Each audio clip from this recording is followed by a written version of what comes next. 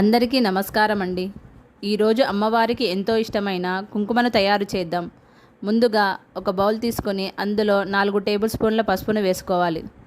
నేనైతే ఆశీర్వాద్ పసుపునైతే వాడుతున్నాను. మీ దగ్గర హోమ్మేడ్ పసుపు ఉన్నా మీరు వాడుకోవచ్చు. అందులోనే 1 టేబుల్ స్పూన్ బేకింగ్ సోడా వేసి బాగా కలుపుకోవాలి.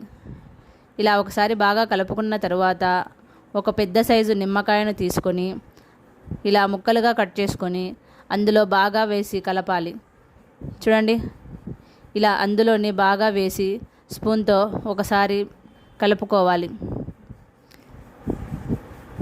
ఇలా కలుపుకున్న తరువాత ఆ స్పూన్ మొత్తాన్ని తీసేసి మనం చేతితో బాగా ఒకసారి కలుపుకోవాలి.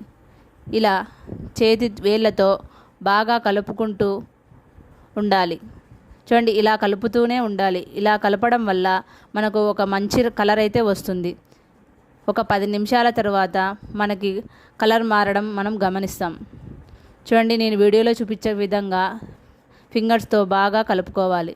చూడండి, 10 నిమిషాల తర్వాత ఇలా కలర్ అయితే వచ్చింది. ఇంకొక 10 నిమిషాల పాటు మళ్ళా కలుపుకుంటూ పోవాలి. చూడండి, ఇలా కలిపిన తర్వాత మనకు హోమ్మేడ్ కుంకుమ అయితే తయారైపోయింది. ఇలా మన చేతులతో కుంకుమను తయారు చేసి అమ్మవారికి సమర్పిస్తే అమ్మవారి ఆశీస్సులు మనకు లభిస్తాయి.